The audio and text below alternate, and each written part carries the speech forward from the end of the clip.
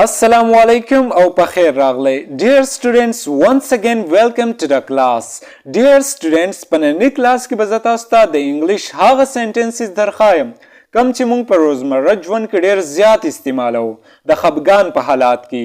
که تاسو زموږ یوټیوب چینل تر اوسه پورې نه وي سبسکرایب کړی نو دا زما د سپورټ دپاره سبسکرایب کړئ. بسم الله الرحمن الرحیم. I am bothering you. زه تاسو خفه کوم. I am bothering you. زه تاسو خفه کوم. I am bothering you. زه تاسو خفه کوم. I am bothering you.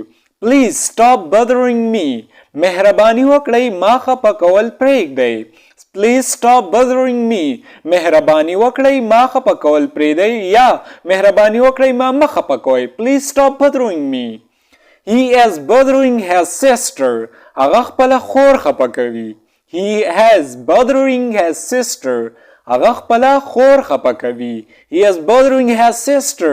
هغه خپله خور خفه کوي. تاسو ګورئ که نه داسې حالات. Why are you bothering him? تاسو ولې هغه خفه کوئ. Why are you bothering him? تاسو ولې هغه خفه کوئ. پلیز هغه مه خفه کوئ نور. Why are you bothering him? تاسو ولې هغه خفه کوئ. Don't bother me right now. ما اوس مه خفه کوه. Don't bother me right now. ما اوس مه خفه کوه ځکه چې زه په دې ټایم کې ډېر زیات خوشحاله یم نو ماته د خفګان خبرې مه کوه. Don't bother me right now. Is something bothering you? آیا یو څه تاسو خفه کوي. Is something bothering you. آیا یو څه تاسو خفه کوي. تاسو د چا نه تپوس کوئ تاسو به دغه شانتې وایئ. Is something bothering you. آیا یو څه تاسو خفه کوي. She doesn't want to be bothered. هغه نه غواړي چې خفه شي. She doesn't want to be bothered. هغه نه غواړي چې خفه شي. She doesn't want to be bothered. هغه نه غواړي چې خفه شي نو پلیز هغه مه خفه کوئ ښه. They are bothering the neighbor. هغوی ګاونډیان خفه کوي. They are bothering the neighbors. هغو ګاونډیان خفه کوي ځکه د یو بل سره جنګ جګړې کوي نو د هغې د وجې نه هغو ګاونډیان خفه کوي. They are bothering the neighbors. هغو ګاونډیان خفه کوي. Please don't bother him. مهرباني وکړه هغه مه خفه کوه. Please don't bother him. مهرباني وکړه هغه مه خفه کوئ ځکه هغه داسې انسان نه دی ډېر ښه انسان دی. Please don't bother him. مهرباني وکړه هغه مه خفه کوئ. Are you bothered by the noise? آیا تاسو د شور د وجې پریشان یې. Are you bothered by the noise? آیا تاسو د شور د وجې نه پریشانه یا خفه یې. ماشومان شور کوي که نه تاسو خفه کیږئ په هغې وجه. I don't want to bother you. زه نه غواړم چې تاسو خفه کړم. I don't want to bother you. زه نه غواړم چې تاسو خفه کړم خو تاسو ځان په زور خفه کوئ په خپله ځان خفه کوئ. I don't want to bother you. زه نه غواړم چې تاسو خفه کړم. Bothering others is not polite.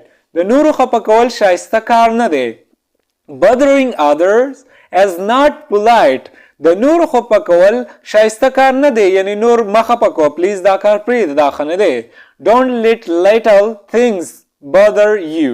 په وړو خبرو تاسو له ځان خفه کول نه دی پکار.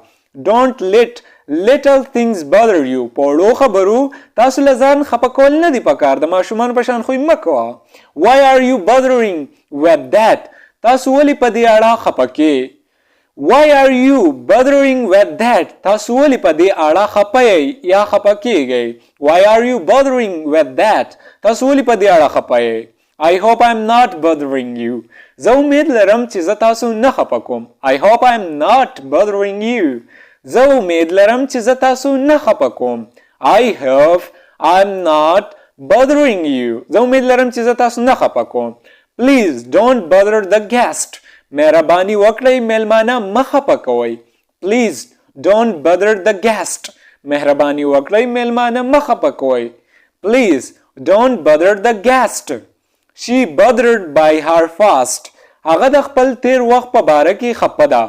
She bothered by her fast. هغه د خپل تیر وخت په باره کې خفه ده. پته نه لګي چې هغه ولې خفه ده د تیر وخت په حالات کې. I don't want to bother you again. زه نه غواړم چې تاسو بیا خفه کړم. I don't want to bother you again. زه نه غواړم چې تاسو بیا خفه کړم. I don't want to bother you again. زه نه غواړم چې تاسو بیا خفه کړم. Bothering people is not nice. د خلکو خفه کول ښه نه دي. bothering people is not nice. د خلکو خپه کول ښه نه دي، خلکو له خوشحالي ورکوئ. Bothering people is not nice. Why are you bothering yourself? خپل ځان په خپله ولې خپه کوئ؟ Why are you bothering yourself? خپل ځان په خپله ولې خپه کوئ؟ Why are you bothering yourself? خپل ځان په خپله ولې خپه کوئ؟ Is this issue bothering you? آیا دا مسله تاسو خپه کوي؟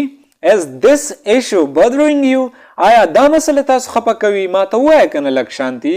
Is this issue bothering you? Dear students, که تاسو زموږ یوټیوب چینل تر اوسه پورې نه وي سبسکرایب کړی نو پلیز دا سبسکرایب کړئ زما د سپورټ دپاره.